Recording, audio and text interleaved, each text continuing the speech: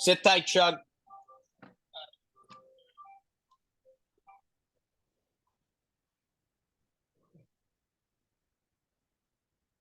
All right, everybody. Hang on one sec, Jace.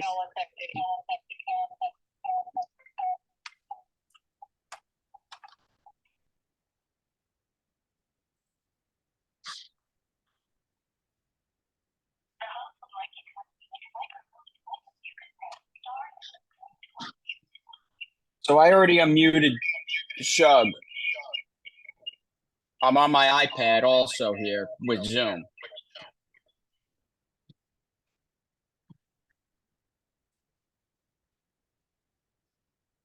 All right, Jace, so we're live. We have a bunch of partners are on.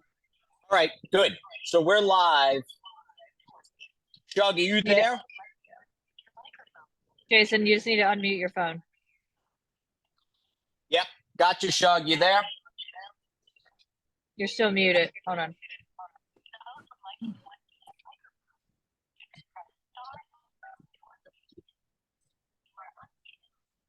All right, are we good? Hey, Shug, you there? I'm here. Perfect. Well, let's get this underway. Underway. What'd you say, Jeff Love?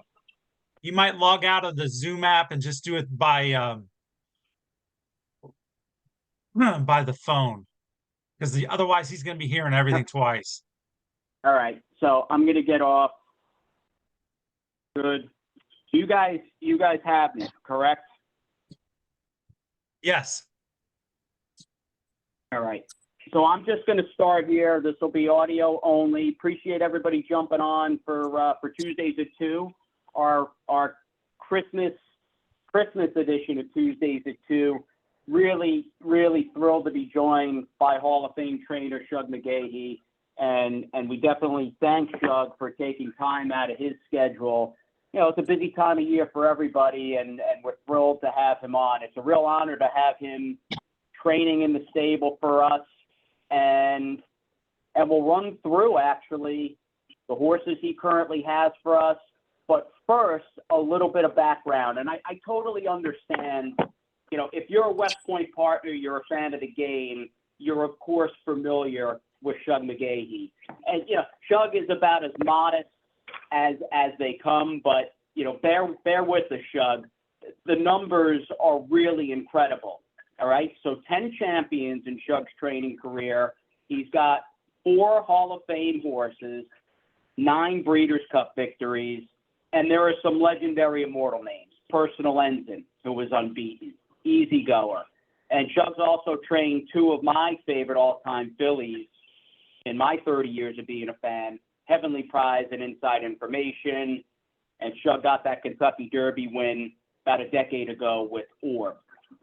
Again, we'll move on to the individual horses that Shug currently has, like the quote-unquote active roster. But in the meantime, I did want to touch upon 3 yearling colts that Shug will get next spring. All 3 of these horses, which we saw a couple of weeks ago, are up in Ocala at Dr. Barry Eisenman's facility up there, world-class facility. There's a Constitution colt out of an Empire Maker dam in Icon Project. We purchased that horse at the Fasig-Tipton Saratoga Select Sale in August. There's a Quality Road out of March Express. West Point and Chuck Sonson teamed up with Woodford to buy that colt from the Lane's End consignment at Keeneland September. And we've also got out of the Keeneland September sale a beautiful strapping Uncle Mo colt out of Diva Delight, who's a younger half-brother to a future Hall of Famer in Midnight Bizou. So clearly 3 outstanding colts, and we're dreaming the dream and looking forward to those horses in 2024 and beyond, and so many good times ahead. But let me ask you, Shug, how's everything going, actually? I know you're settled. You and your wife, Allison, have settled okay in Florida for the season? We're settled in. You know, the weather's been a little bit iffy, as you know. We got through those 5 or 6 days of rain and wind and a little bit of cold, but today's a beautiful day in the low 70s, not a cloud in the sky.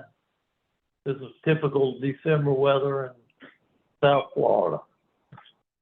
Absolutely. And we're coming up actually on our first Gulfstream starter, Shug, this winter together on Saturday, and we'll talk about him in a bit. A really nice 3-year-old colt named Ohana Honor, who's in the Tropical Park Derby. But we'll dive in, Shug. We'll start with the active roster, and we'll lead it off with Battle of Normandy, who's a soon-to-be 4-year-old colt. He was just given the green light to start back after needing a couple of months or so, about 60 days, following a very good effort and third-place finish in the $1 million Dueling Grounds Derby at Kentucky Downs. He was a fun horse as a 2-year-old. He won first out at Saratoga on Whitney Day. He got us to the Breeders' Cup that fall at Keeneland. And I'm wondering, Shug, he's a big, big, strong colt. Looking at him as an individual and the fact that he's by City of Light out of a Kitten's Joy Dam, is this maybe in a sense what you've always wondered with him, that, he'd be a horse that could really blossom the older he got now that he's on the verge of his 4-year-old season? Well, yes, but, when we sent him home when he came back from New York after the race at Kentucky Downs, he was a little bit beat up, especially behind. Not lame or anything, but I could just tell the way he was going. He wasn't real happy. And Flacco gets on him all the time. He sort of gave me the same information. So we sent him over to Bramlage, and he said, just give him some time. And we gave him probably a little bit more time to his instructions than we initially thought. But he has gotten the green light now, and he's back jogging, and seeing in the next week or two, if all that goes well, we'll move him to Barry Eisman's to get the bottom back in him and get him back ready to run for, maybe late winter or early spring. But I do Beautiful. think, with his pedigree and that's, the future could be in front of him. He probably got time that he needed and wanted, and, I'm looking forward to getting him back. Excellent. Erin is showing as we talk, Shug. We've got a picture of him on the underwater treadmill up at Fairhill. So glad, again, he has gotten the green light, and of course we'll have a Battle of Normandy back with Shug in no time at all. Excellent. He's at Margot, actually. He's at Margot, not Fairhill. Thank you very much, Erin. Let's move ahead to Coast Along. He's a 3-year-old, soon-to-be 4-year-old turf horse that needed a little bit of a timeout because of an injury. He's also, along the time that he's needed to recuperate from that injury, he was gelded. He is a maiden. He's run a half a dozen times, but he's been a tough horse. He's got a high cruising speed, and he's run well with 3 seconds and a third. Now, he recently moved down to Dr. Eisenman's facility in Ocala just a couple of weeks ago to resume training. And I'm wondering, Shug, is it a similar type of story as he moves into like his 4-year-old season, much like Battle of Normandy, with a horse who's been getting close to, breaking the door down and getting that maiden diploma? Assuming he comes back and trains well, where do you see him as a 4-year-old in 2024? Well, we sent him home. We got some bone bruising, and it took a little while to get it all healed up, but he's all healed up now, and he's up with Barry. And, again, I think that, late winter, early spring would be kind of the time schedule for him. And, yeah, I think we could have a fun year with him, place him in the right spots and spaces, races. And I think that, a couple of his races were good races. I thought maybe he had a chance to win, and he didn't. And so, I'm looking forward again to him coming back and having a fun 4-year-old year for all of us. Well said. That's Coast Along. We'll stick with the turf horses here. We've got a 2-year-old now in Cugino coming up. He's a younger half-brother to Battle of Normandy. Of course, both Battle and Cugino are out of the Kitten's Joy mare, Adorable Miss. And just like Battle of Normandy, we had Cugino come firing. I mean, really rolling out of the barn in his career debut. He was terrific and very game and determined, winning his racing debut back on November 11th at Aqueduct by a nose. Beat a good horse who's returning this Saturday at Gulfstream for Todd Pletcher. I'm wondering, Shug, with about 5 weeks to digest that super performance, and the race came up strong on numbers. I mean, it really was an awesome effort out of Cugino. You know, take us through what you saw that day and what you think, you know, you might have on your hands with this colt by Twirling Candy. Well, Jason, as you know, I've always sort of liked him, and we got a little bit of a hiccup back in the summer, and I sent him down to Patty Hogan's. He got that all straightened out in 2 or 3 days, and sent him back over to Fair Hill and kind of fiddled around with him and started cooling, started breezing him and got him back up in New York. And I was pleased with the way he had developed and filled out, and he was training very well up there, and I was quietly confident that he was going to run a good race on back in November in Aqueduct, and I thought he did. It was wide, he was back in the middle of the pack, made a good move. I think when he got up Florence on the lead, he was a little bit, green, just kind of looking around like, what am I doing here? And I was real pleased with with what I saw and his effort.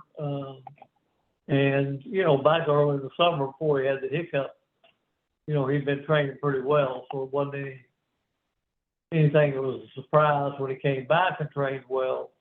And then his race was not a surprise to me. I thought he would make a good effort, whether they win or lose, who knows. But I like him. He's at Payson Park, and I've got him penciled in for a 3-year-old, one other than at Gulfstream on January the 13th. Great. Yeah, I saw the new condition book had come out, and he was a horse, Shug, and I mean and I say this with a great deal of reverence. I mean, you're an old school guy. How about the value of running a horse through his allowance conditions before jumping into the deeper end of the pool? I mean, that is something I think if you had your choice, that's something you would prefer to do with most of your horses. Well, you're right, Jason. I learned to use your conditions, back, hard to say, a long time ago. But, I thought he was one that definitely, I didn't even throw him into the frying pan too quick. And, there was a mile race here, and I preferred to wait a little while and try to go a little farther. A mile of 16 would probably be perfect for his next start. And, this turf horse is in really good shape, and I think he'll like it. And, we're pleased with the way he's doing.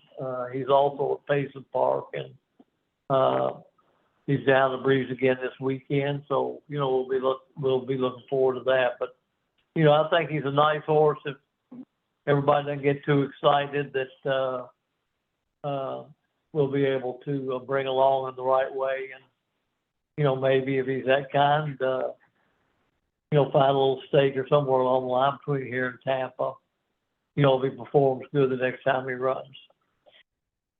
Nice. It's hard anymore, it's hard anymore to, a lot of times, to be able to run them through their conditions like you'd like to be able to.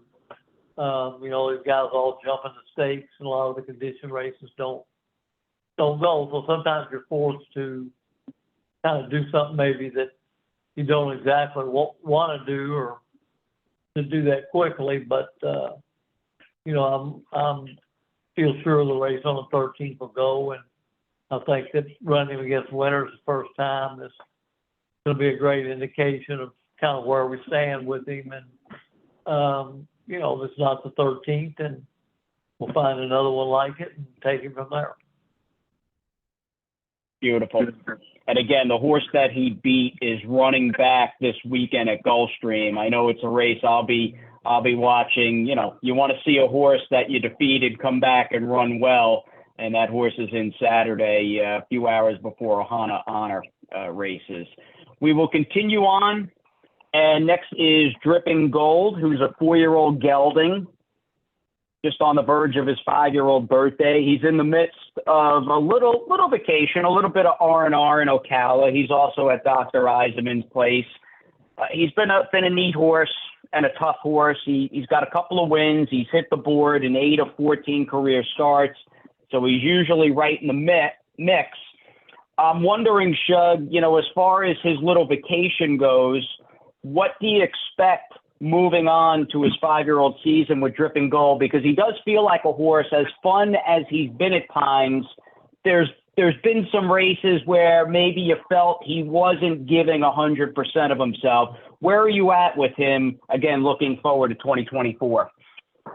Well, I think he did need a little bit of time. His ankles had gotten a little rough, and Barry and I talked about that. And he's going to take it, he's in the process of getting all that taken care of, which is just time and turnout will do. But you're right. I think that sometimes he was maybe not giving it his all, and I'm kind of between a rock and a hard place about, well, does he run that far? And I sort of planned on shortening him up before I decided to stop him. And I'll probably come back when we get him going again in the lounge race. Going a mile and 16th, mile and 8 or something, whether it's down here, whether it's in Keeneland, or whether it's Belmont and Aqueduct, but he'll have to tell us that. But I think a little bit of time now will help him, and maybe shorten him up and kind of get him back off the pace a little bit where he can make one run. Or if we do run him farther, maybe put him up a little, right on the lead, if not on the lead, and see if that helps him a little bit. When he broke his main going a mile 16, and he was, right there the whole way. And maybe that's what he wants to. But his first couple starts coming back, that's just something I'm gonna have to feel out a little bit and watch him and go from there. But then again, Jason, I think he's the kind of horse with the time off, and Barry getting him ready up there is going to do him a world of good. Beautiful. It sounds, Shug, because as you've touched upon, we've been all over the map with him. Do you feel, I guess the big question is distance. I was wondering if you felt if he had a favorite or sweet spot distance, but it sounds like, again, assuming he comes back and he's healthy when he's ready to run, you'll have some options, some different options to try him at. I will, I'll try to kind of see what he's showing me, but I wouldn't be surprised if we didn't look up and he was in, going a mile and 16th somewhere, and just get him started and see what it shows you. I had his mother, and she didn't want to run very far, so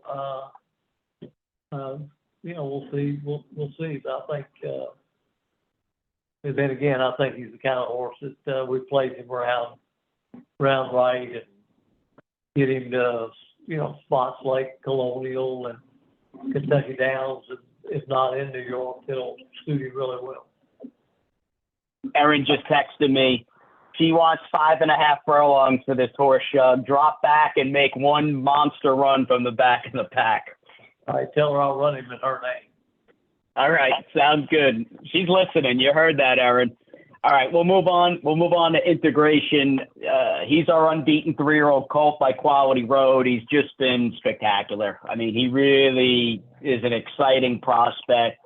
Took a while to get him to the races. Nothing too serious. Little things here and there. Shug, as Shug does, took his time. Horse isn't going to race until he's ready. And sure enough, big win first out at Colonial. Stepped him right up.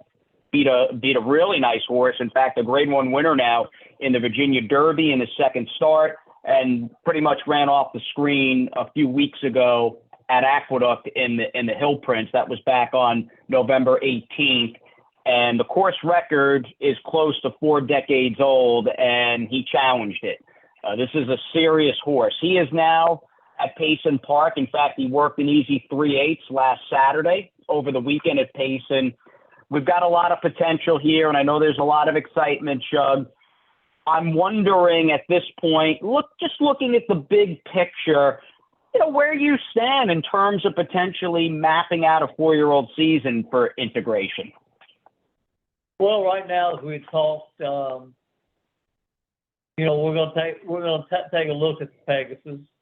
If it looks like it's going to come up too tough, maybe we'll go in a different direction. But I think he's shown us that he's worth training that way and taking a look, and hopefully that'll be a spot where we can run him. That would take you a long way. But we also want to have a horse for the spring, summer, and fall races. Myself, and I think he's kind of shown, I think he's possibly a special type of horse.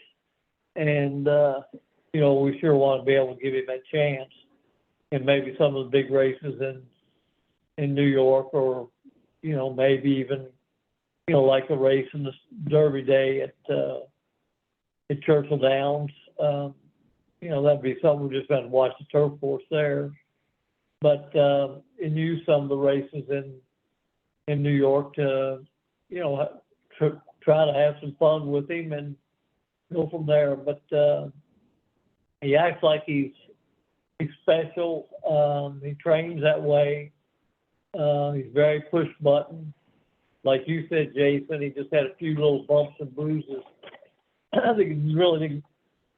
I just had to back off of him. And I think one of the big things is when he popped that splint last June or whatever it was. I sent him down, and Patty took care of that just by freeze firing, and then I sent him over to Fair Hill. And I think he really liked that. He did all this breathing on the Tapeta, and he seemed to thrive over there. And I was glad to get him to the races, and glad to see how well he ran his first race. And then, obviously, as you said, I took a pretty big step by running him in the Virginia Derby, but I had confidence that, he can be competitive, and as he was, he came out of that race, and we all just sort of put our heads together and said, let's don't run him at Keeneland going in a Bryan Station, going a mile and 16th around those sharp turns. Let's just give him plenty of time, which we did, and run him in the race at Aqueduct, and a little farther and go around 2 turns and bigger turns. And, I thought he ran special that day. He did everything right by shipping over there from Belmont to Aqueduct. He padded great, went to the post great. I thought he placed himself really, really well. And when Kendrick thought he had the time to go, he went, and I thought it was a very easy winner. And when Kendrick came back, he said, "You can't believe what I feel on the back of this horse." And I said, "Well, you're right about that, and I never will feel what it feels like to be on the back of it, because I ain't getting on it." But I think he's one pedigree-wise, temperament-wise, ability-wise, is one that hopefully maybe doesn't come around all the time. Well, we're glad you're at the helm. You're training them. You're in charge, and obviously dreaming of some big things in the future for integration. He's a really exciting horse. We'll move on, Shug. Thanks so much for integration and the other horses. We'll move on to a 3-year-old colt by Medaglia d'Oro named Juan Valdez. He's a maiden, and he's been a disappointment. He's run 4 times, and he hasn't hit the board. He needed some time off, and he's recently started back after a few months at the farm. He's had 3 works at Payson Park. I'm wondering, Shug, looking at the time off, are you leaning with him back one particular direction, whether it's turf or dirt, long or short? I mean, what's your frame of mind with him coming into his 4-year-old season? Well, Jason, he had 3 works up there, but he had some at Barry's too. But he's done very well. I've kind of got penciled in a race on the 18th of January, going a mile on the turf here.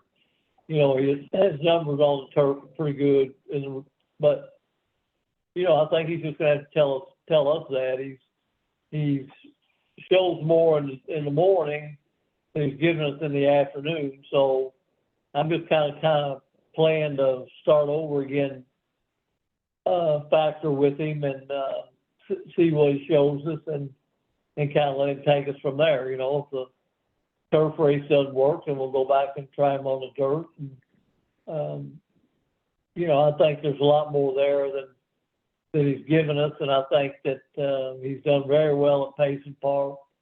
His works up there have been very good. He'll work again there over the weekend, and kind of take him from there. But he's going to have to sort of tell us, what he wants. But I think that we will see a little bit better horse than we saw last year.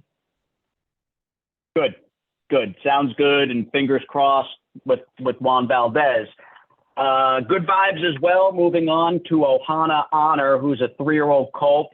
He's been trending upward. I mean, this is a horse that has just been on the improve, got his act together, won a couple of races over the summer at Colonial, one on the dirt. Shug put him back on the grass.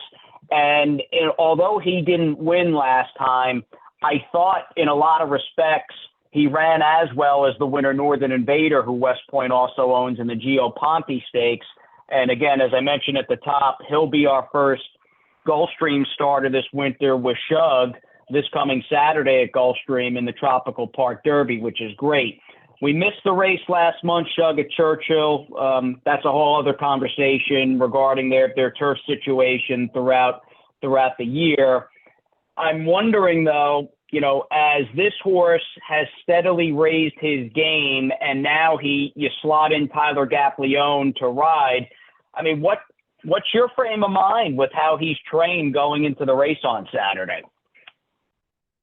Well, like I say, we got a little bump on the road when we didn't get to run in Louisville, but it didn't, except for not getting a run, it didn't really make any difference to Ohana Honor. We got to Payson Park in good order. He's had a few works down there, very good, and we're all in the stable and stuff. We're really looking forward to running him on Saturday. And like you say, when he got beat in the Gio Ponte, not taking anything away from the winner because he's a nice horse. It's hard to catch up over that turf course. I thought maybe we'd been on the outer, we'd had a little bit better chance of catching up. But we were wise. He got the trip, and we finished second. But I was very pleased with the effort, and I was pleased with where he's taken us so far. And I think when we took that one testicle out of him, sort of helped matters quite a bit. For some reason, Honor Codes and AP Indies have all had a bit of a problem with that, the ones I've had, and the Honor Code had it too. And something kind of changed him, and I think that's probably it, plus maturity. And I thought his last 3 races have been all really, really good. So I know Kendrick doesn't ride him Saturday, but I know he's high on him, and the only reason he isn't is because he's running down here. And last time I made all those plans to go to Louisville, we didn't get to go. So I'd kind of rather have boots on the ground here in case, they would take it off the turf or something were to happen where, I wouldn't got feeling in a jam by not, the other rider losing some mounts wherever. And so we're lucky to get Tyler, and I'm looking forward to that. He'll probably be first or second leading rider here, and he's had an unbelievable year, $30 million in purses, and been leading rider 4 or 5 different tracks. So, he's trained awfully well up there. He had a really good breeze there the other day and last weekend. And the matter now is just getting him down here and putting the tack on him and see what happens. But, I'm really, really looking forward to running him out. He's an easy horse to train, and I like the horse and as a horse. And, so I'm looking forward to running him myself. Hey, how about, so Gulfstream renovated, brand new turf course. They didn't have turf racing at Gulfstream, I don't know, 7 months. How about the new turf course? I know you've run a couple of horses here and there. I mean, any changes to your eyes? Or it was always a turf course, Shug, I think was very kind to early speed, and I know it's early, but I'm just wondering, have you picked up any trends or anything on the turf course? And what kind of shape is the grass course in as far as a guy training like you? And you have the barn at Gulfstream Park. Well, Jason, I think the turf course has been good. Like I say, it has been a little bit speedy, but it looks good. I think it's a really nice turf course. You know, they don't overuse it. I think that looks like to me it's one that'll kind of last for a while. And you know, who knows what's going to be like after all this rain and stuff we had down here for the last 4 or 5 days. And you know, so when they don't run on again till Wednesday, Thursday, and so you know, I think they'll probably catch a pretty fair turf course. But I've been told that it's really good, and you know, they're going to limit the amount of races on it. So they say, and then over the winter, you know, hopefully if all that through, we'll have a nice turf course. But I like what I've seen. I mean, you know, it's new, so it's probably a little bit firmer than, you know, it will be as we go along. But now with all this rain on it, you know, I think we'll probably catch a pretty fair turf course. And I don't think it's not going to be soft or anything because the weather's supposed to be good, you know, now through Saturday. So I think it'll dry out pretty well. Excellent. Here's to him getting a clean trip. It's a big field, but he's at the top of his game. Good luck to Ohana Anar. Sedona's up next. She's a curling filly, 2-year-old, about to turn 3. Monster pedigree here, curling out of that AP Indy Dam America. And, of course, she's the full younger sister to our recently retired graded stakes winner, First Captain, who it didn't really pan out for First Captain as a 5-year-old last year. But when he was on his game and he was racing, he was a fun horse to have in the barn. I'll never forget him winning the Dwyer, especially the Pimlico Special. And, you know, here's to it running in the family with Sedona. She needed a little break, Shug. I know she was up at Belmont Park last spring in the early summer, like pre-Saratoga. You kept telling me she's just begging for some time off. She needed a little bit of arthroscopic surgery to clean up her ankle. She just had her first workout since returning to your barn at Payson. She went an easy 3/8 last Saturday. I'm wondering, Shug, she's had a number of months to grow up and develop with that pedigree. What do you think you have with Sedona? It seems like everywhere she's been, people have basically just had rave reviews about just her class and how she is, how she carries herself. I mean, what's going through your mind right now with her? Well, that's the way she acted this summer, Jason. She had a lot to her. She had got a little bit of a shin on the right side, and you know, we were working on that, kind of had it under control with a lot of the new protocols. I'm not sure what would happen when we got out of the races, but it really wasn't bothering her. And then we got up to Saratoga, and she got a little bit of a left ankle, and I sent her down to Patty's to give her some time. And, you know, she said she's got some, you know, some little scraps in that ankle. She said we'd probably better go on and get it cleaned up, which we did, and turned her out for a while. Then she went to Barry's, and Barry just raved over her every week when I talked to her. And he said, you know, he said if she shows up in the afternoon like she does in her presence in the morning and the way she's acting and stuff, then I think you'll have something. And she's done very well. Since she had one breeze up there, which she was very pleased, and we just got her down there and got her feet under her and breezed her there last weekend. And you know, just a 3/8 by herself, and she'll come back this weekend. I'll put her in some company and go, you know, hopefully like 37, 38.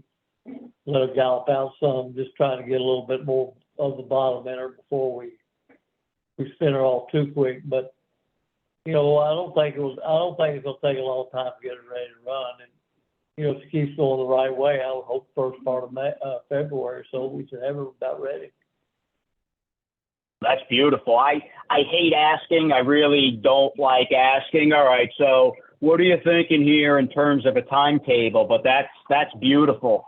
That's really beautiful that you expect her to come to hand really quickly. How about, I mean, this is something I got to see firsthand growing up a stone's throw from Belmont Park. I mean, I'm a Long Island kid, grew up in Floral Park, New York, all those great Phipps families.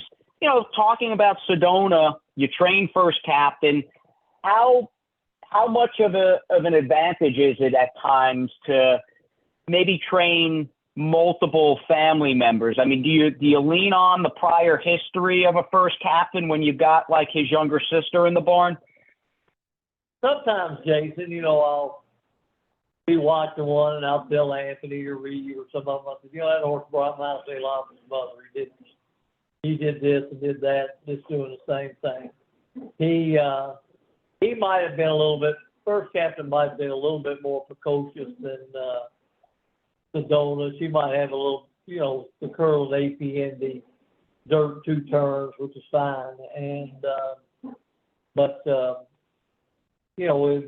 we'll just have to wait and see when we get her going a little farther down the line and get her to the races and stuff, how much she does remind us of first captain.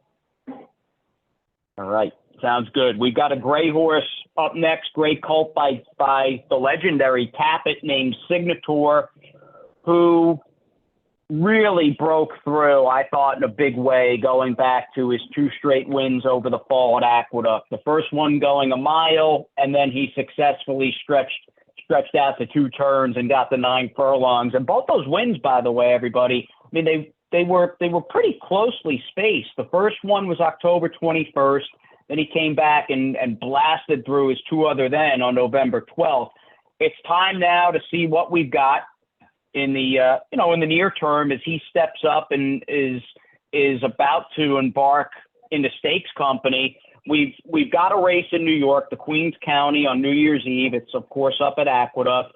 This horse, though, Shug, has been training in South Florida for the last few weeks. He's at Payson Park.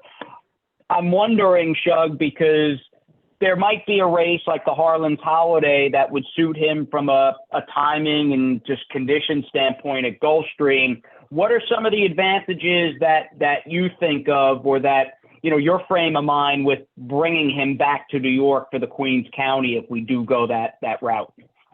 Well, the 2 things are, Jason, is the 1.8 miles. I like that. And I also like he's run so well over that track.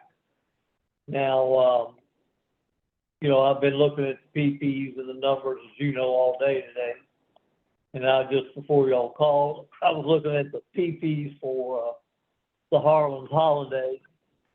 And, I just got to make up my mind the next 24, 48 hours.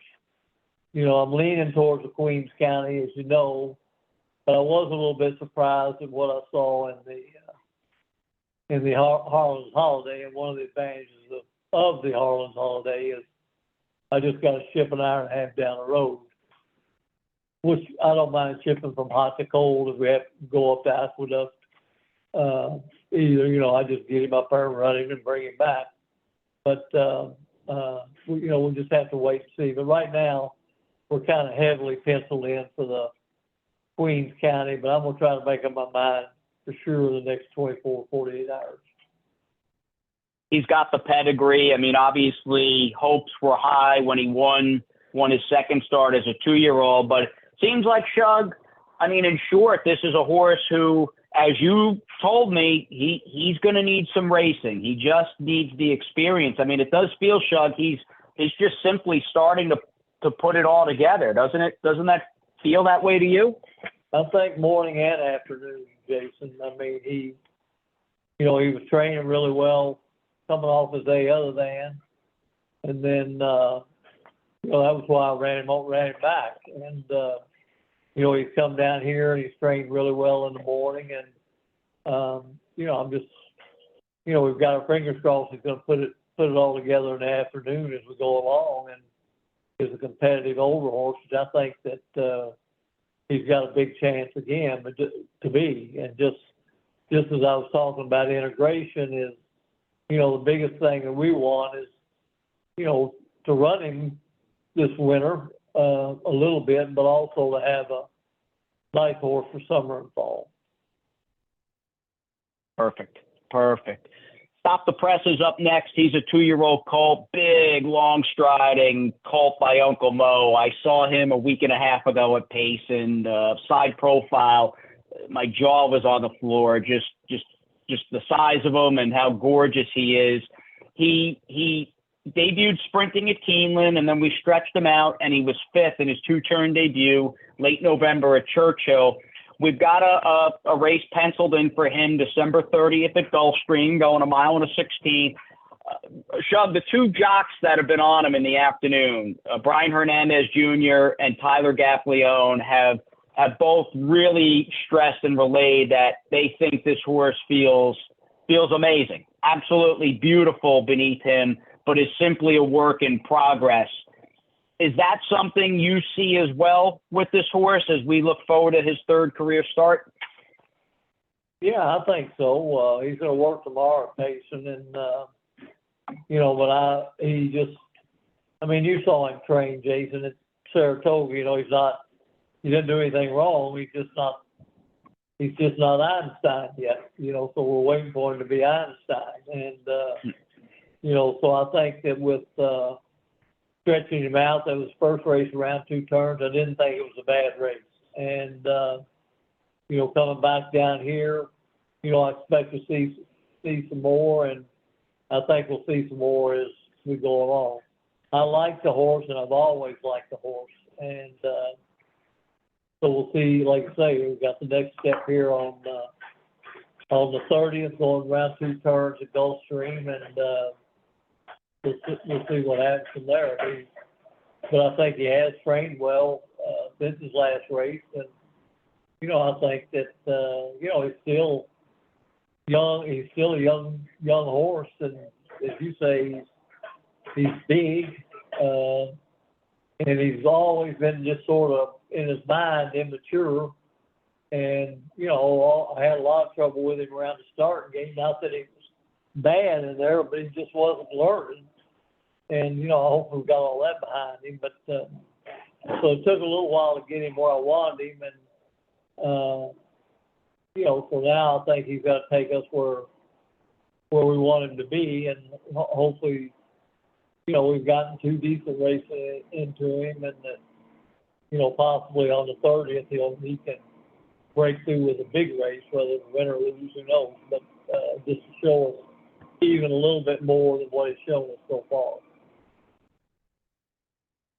Great. It's about a career, not just one race, and that's one thing I continue to learn with Shug. It's a process. There's a journey, and here's to Stop the Press taking that step forward right after Christmas when he makes his Gulfstream Park debut.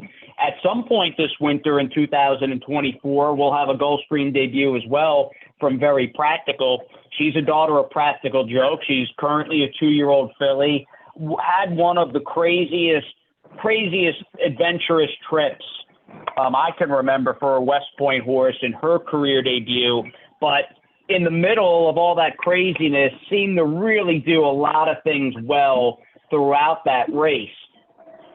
Looking ahead, Shug, how did she come out of the race? And where do you see this filly going from her first to second start, again, after having just such a nightmarish time once the starting gate opened?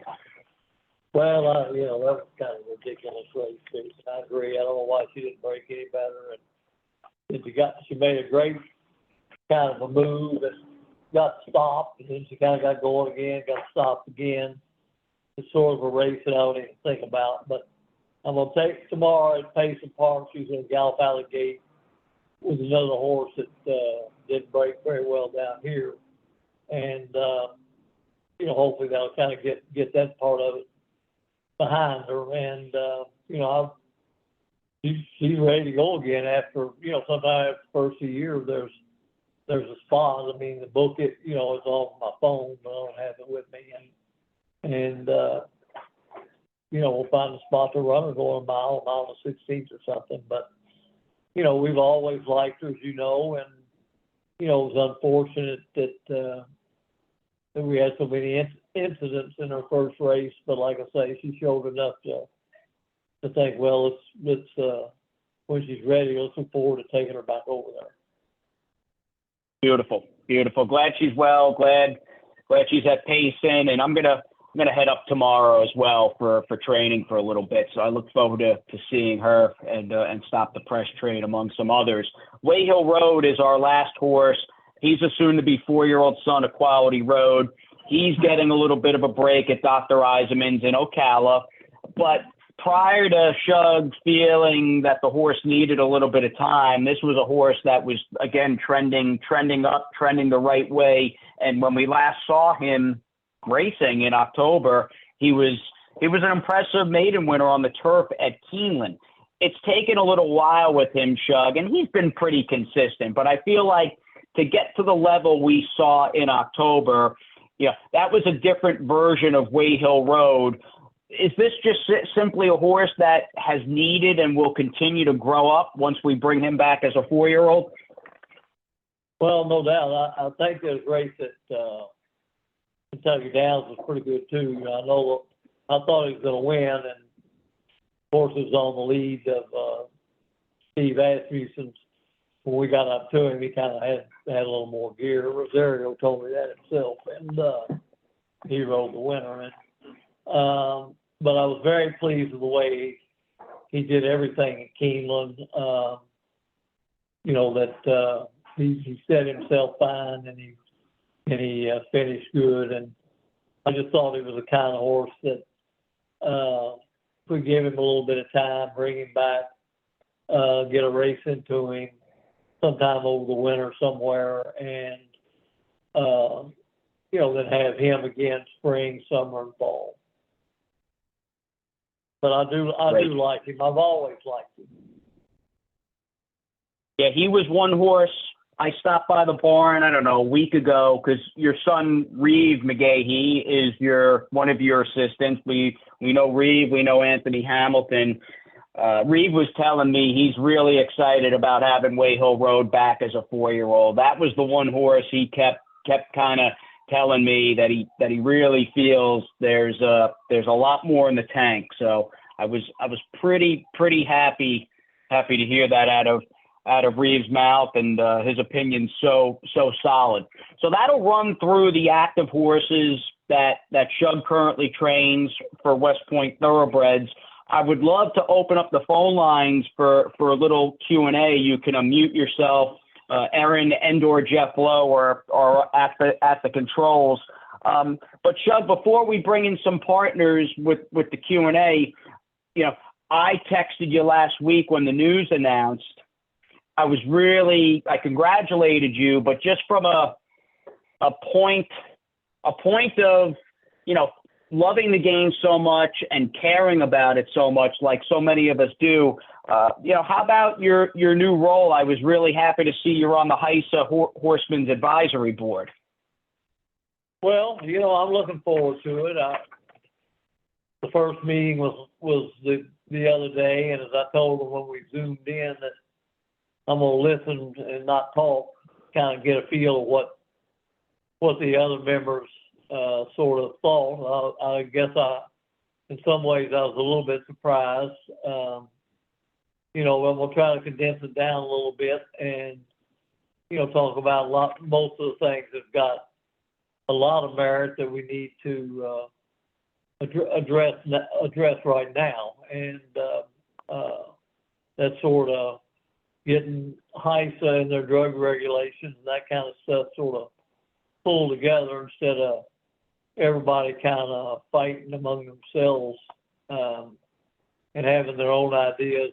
Nothing wrong with their own ideas, but, to pull these ideas together into where we ain't got 20 ideas, we got 5 or 6 ideas that we can work diligently toward getting them on the books, and people all be satisfied with what the outcome is. So, I think that this has got a long way to go, as they'll tell you. I think the Horsemen's Advisor Group's got a long way to go, as they'll tell you. I mean, I talked to Dale, the other day about it, and we had a good short conversation about it. I think in a lot of ways he felt pretty much the same as I did about kind of that we're all over the place instead of being kind of on one pillar. And I think we'll probably strive, with members' helps and with Lisa's help, Jen Dunkelberger's help, and trying to get this part of it on the right track to where our advice is listened to, and it's something that contains some merit that we can move forward. And God only knows.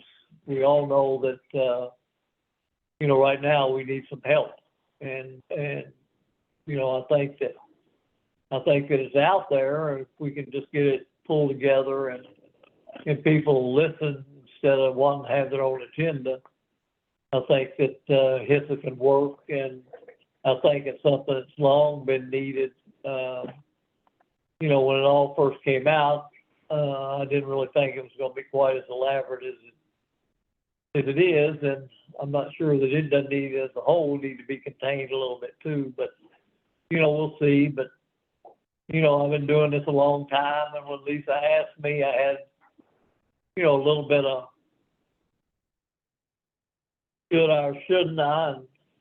And one of the things that worried me was with some of my affiliations that I trained for, was they're going to be, well, he trained for that guy, and that's what they think. And she pretty much assured me that he had run that by the other members, and that they trusted that wouldn't be the case, which it won't be the case. I mean, anything that comes out of my mouth gonna be what my opinion is, and not what not what any other authority's opinion is. So we'll see as we go along, and let's all keep our fingers crossed that we can all get on the same page, whether you're for or against, and get this thing moving in the right direction to where racing's fun again, and the public's ready for it. We're ready for it. Start having a little bit of fun again. I mean, there's a lot of stuff going on, and look up what they're doing at Belmont, what they're always dabbling in Saratoga, and Churchill, what they're doing, Keeneland, what they're doing.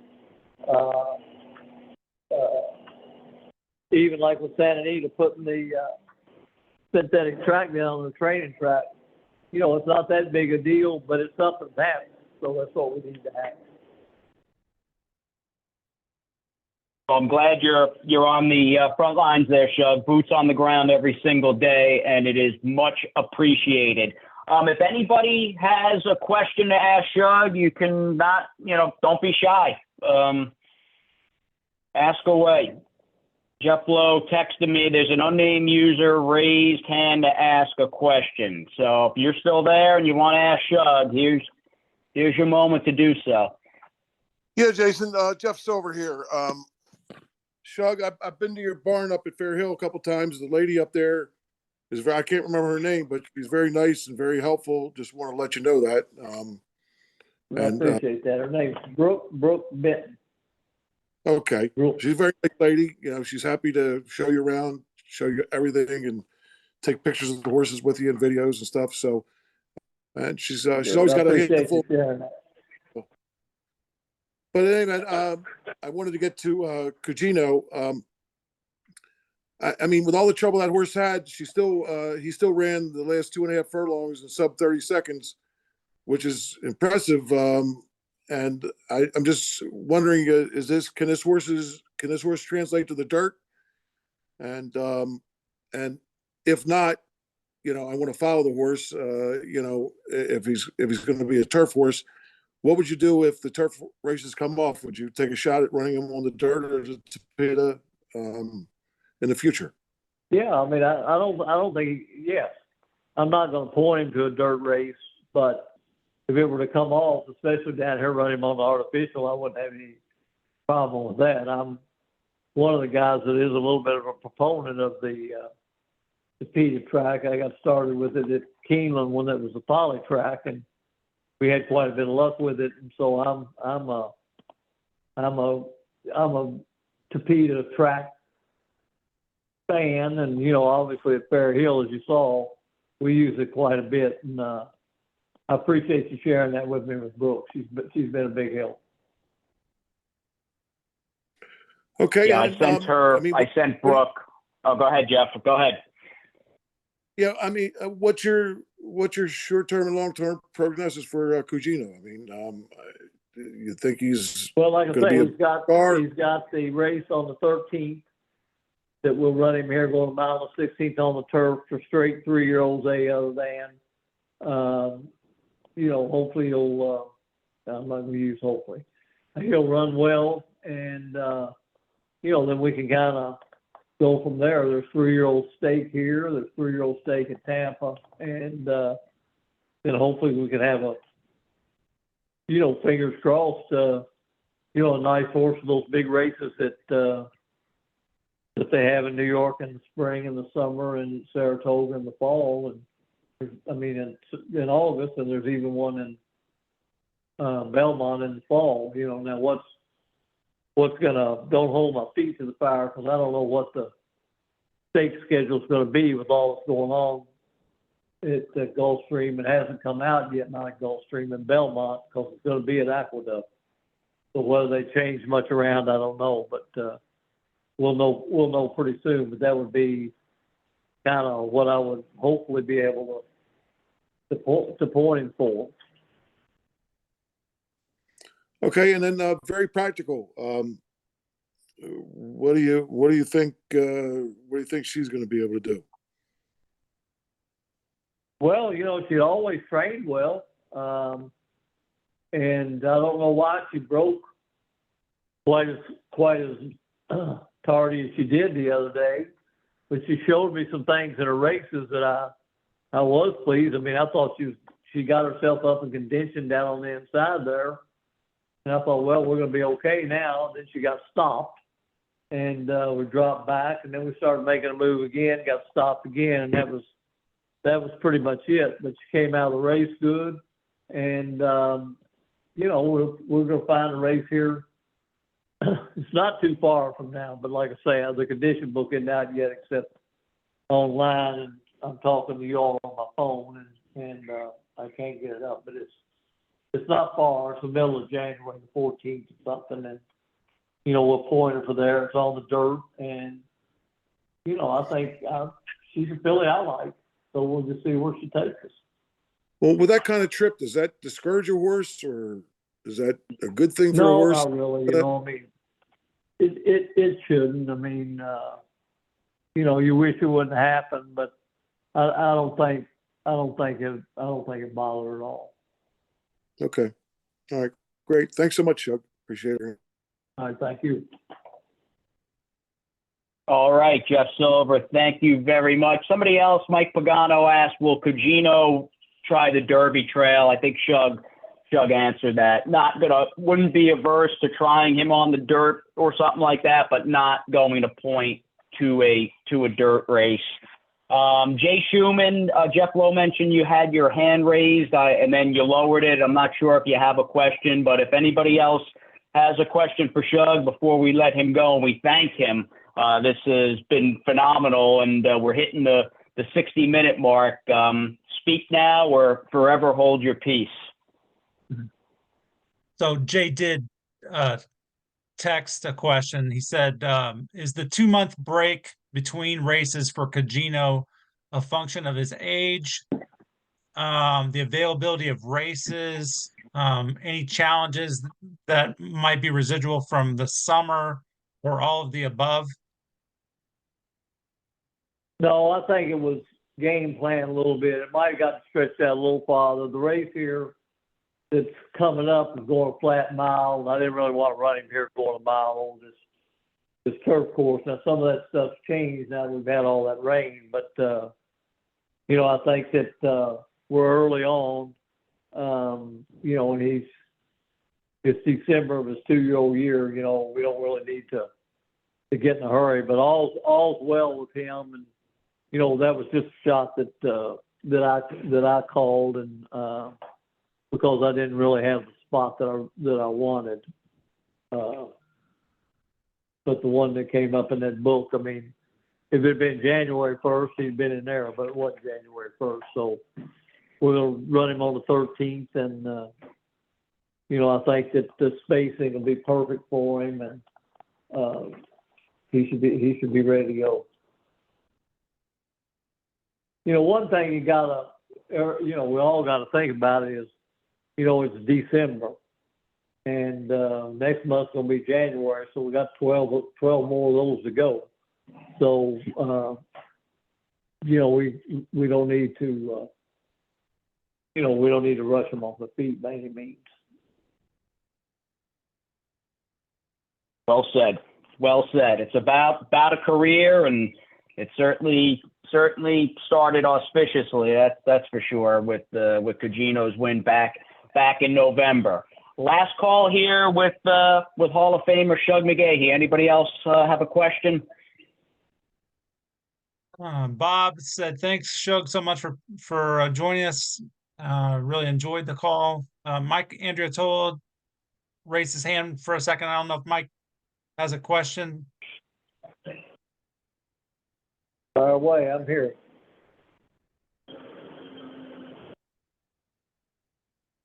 Here we go. Me and the monk trucker.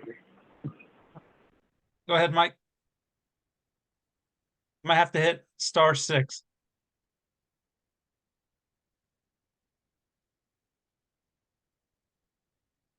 Yeah, Mike, you need to unmute yourself on your phone. Hit *6.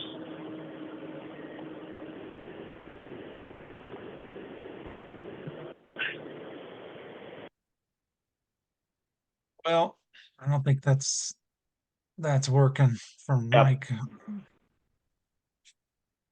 Well, you know what, Mike? Text me your question, and I'll wind up asking Shug tomorrow when I see him, and I'll definitely get back to you. It's all good. All right, last call, everybody. Jeff Lowe, last call. You see anything else? Another message from Mike Carmoli said, thanks so much for fitting in this call with us in your time today. Well, thank you. Yeah, Shug's a West Point partner favorite. There's no doubt about it. And, you know, Shug, it's been great. I mean, I've known you. We've been friends a long time, over 20 years. But it's been great getting to know you that much better in my 3 years with West Point. And, you know, again, can't thank you enough, Shug, for taking time out and jumping on with us for the last hour. It's been phenomenal. And, you know, I hope you and Allison and the family have a great Christmas, and we'll definitely see you soon. Okay, Jason. Well, thank you, and Merry Christmas to you guys. And, you know, let me tell you, to the West Point guys, I appreciate your participation and your patience with me. And it's really something I've been a private trainer for years and years. I didn't know how it all worked out for me, but it all worked out really, really well. And I've enjoyed being around you and your enthusiasm, and I think down the road we're going to have a lot more of it. So again, thanks a lot for your participation, and you know, happy holidays and Merry Christmas, and we'll see each other soon, hopefully Saturday. All right, we'll leave it on that note. Thanks again, Shug. Thank you to everybody for tuning in, and have a great Christmas and holiday season, everybody. Thanks again. Bye-bye. Happy Merry Christmas, Aaron. All right. Bye. Jason, thank you. Shug.